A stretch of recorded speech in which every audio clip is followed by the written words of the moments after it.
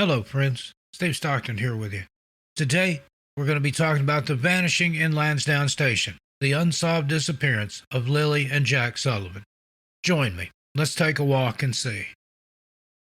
Now, in the quiet rural expanse of Pictou County, Nova Scotia, the community of Lansdowne Station is defined by its dense forest, winding rivers, and the quiet lives of its residents.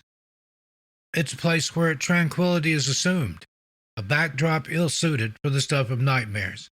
Yet, on May 2nd, 2025, this small community was thrust into the center of a baffling and heartbreaking mystery: the disappearance of 6-year-old Lily and 4-year-old Jack Sullivan. Months later, despite one of the largest search efforts in the province's recent history and a relentless investigation, a single agonizing question remains: where are Lily and Jack?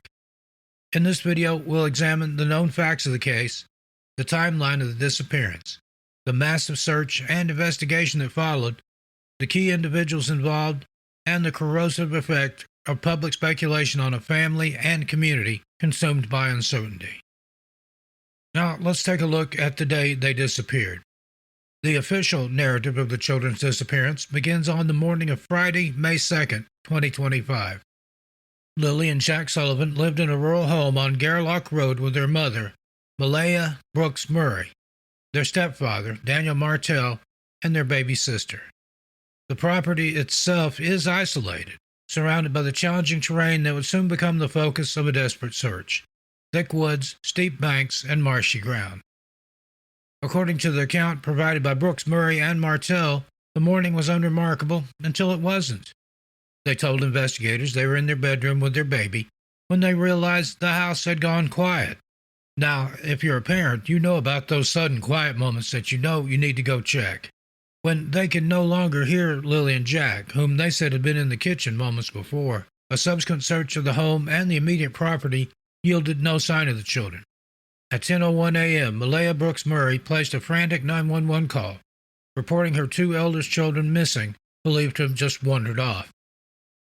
Lily was described as 4 feet tall, weighing 60 pounds, with light brown hair and hazel eyes. She was thought to be wearing a pink Barbie top and pink rubber boots. Jack, who would turn 5 while still missing, was described as 3.5 feet tall, 40 pounds, with dark blonde hair and hazel eyes. He was believed to be wearing blue dinosaur print rubber boots. The Royal Canadian Mounted Police, RCMP, were on the scene by 10:27 a.m. What began as a missing persons report rapidly escalated into a massive multi-agency search operation, grounded in the terrifying assumption that 2 young children were lost in the unforgiving wilderness. So the search began in earnest. Now, the initial search was vast and desperate, operating on the hopeful theory that the children were alive but lost. Hundreds of trained search and rescue, or SAR, volunteers from across Nova Scotia, New Brunswick, and Prince Edward Island descended on Lansdowne Station. The operation was a high-tech and exhaustive effort, covering a forbidding 4-square-kilometer area of dense woods. The RCMP deployed every tool at their disposal. Helicopters and drones equipped with thermal imaging cameras scanned the canopy from above, while police canine units and ground searchers navigated the difficult terrain below. An underwater recovery team was brought in to search nearby bodies of water. For days, the woods echoed with the sounds of the search, a frantic race against time and the harsh elements. But the woods, which investigators had hoped would yield 2 frightened children, offered only a confounding silence. The search yielded almost nothing. One of the few potential clues was a child's faint boot print, but its relevance could not be confirmed. More ominously, a piece of a pink blanket belonging to Lily was discovered in a tree about 1 kilometer from the family home. Later, court documents would reveal a second piece of the same blanket was found in a trash bag at the end of the home's driveway. After 6 days of relentless effort, the RCMP made the grim announcement that the likelihood of finding the children alive in the woods was now very low.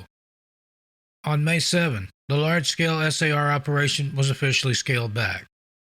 Staff Sergeant Curtis McKinnon, District Commander for Pictou County District RCMP, assured a shaken public, quote, "We're not packing up and we're not giving up," end quote.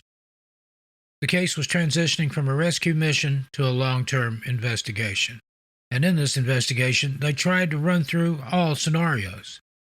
As the active search wound down, the police investigation, led by Northeast Nova RCMP Major Crime Unit, intensified.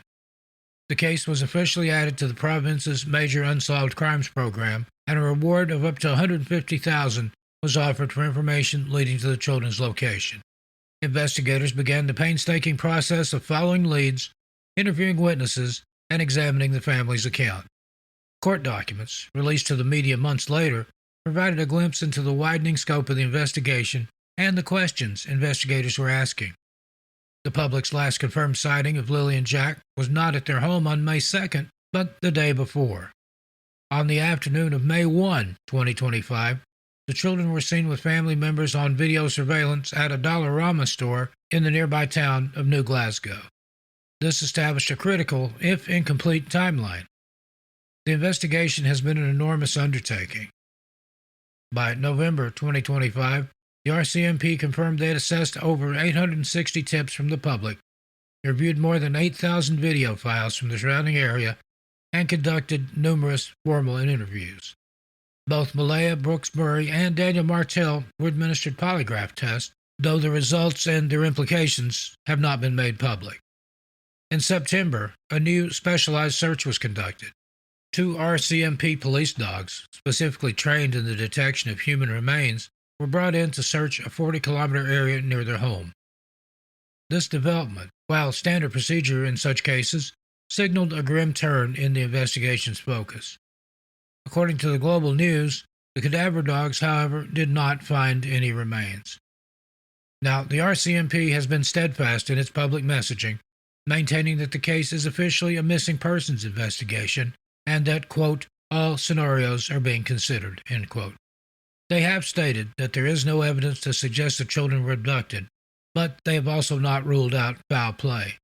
This careful wording leaves every terrifying possibility on the table. Now, let's take a look at the family at the center of the storm. Understandably, for any family, the disappearance of a child is an unimaginable torment. For the Sullivans' parents, that private agony has been magnified by an intense and often vicious public spotlight. As the search yielded no answers, public speculation, fueled by social media and true crime forums, rushed to fill the vacuum.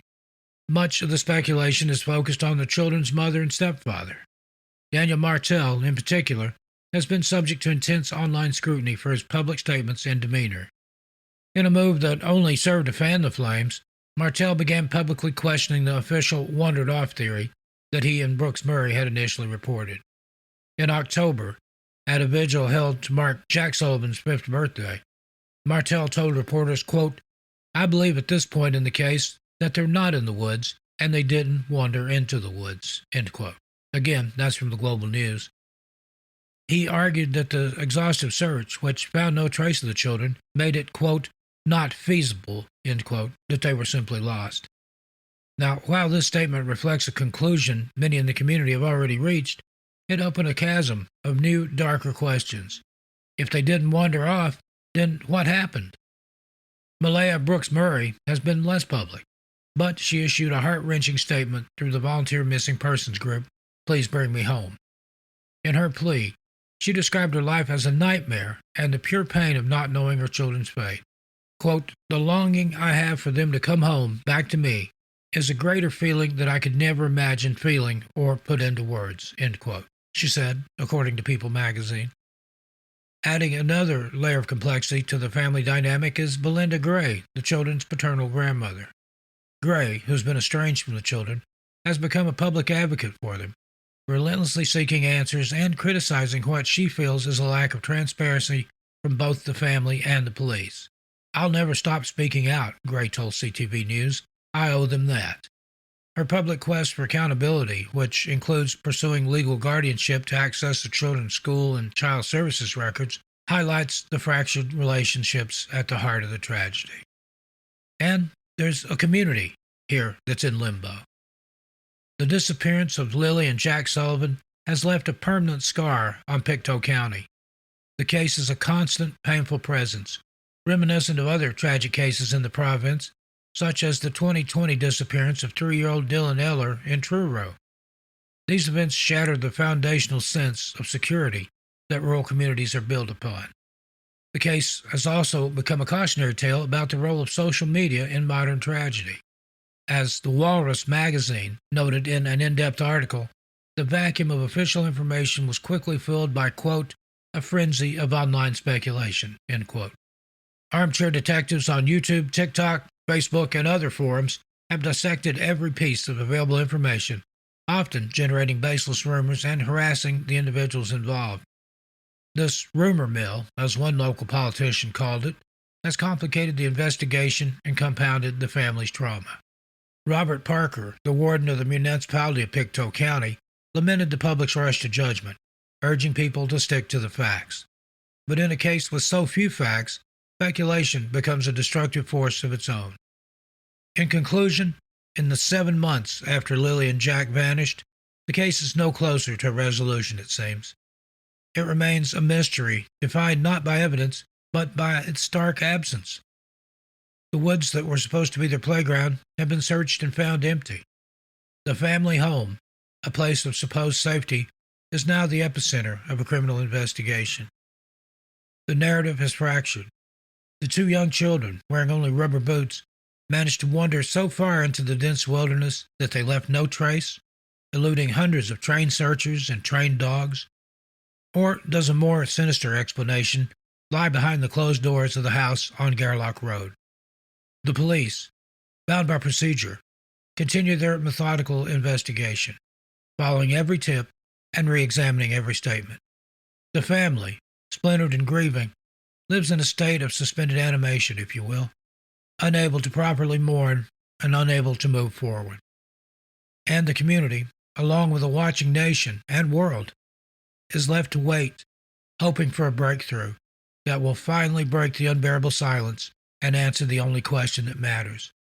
Where are Lily and Jack? If you have any information, no matter how small or insignificant it may seem, please contact the RCMP number on your screen. Well, friends, there you have it.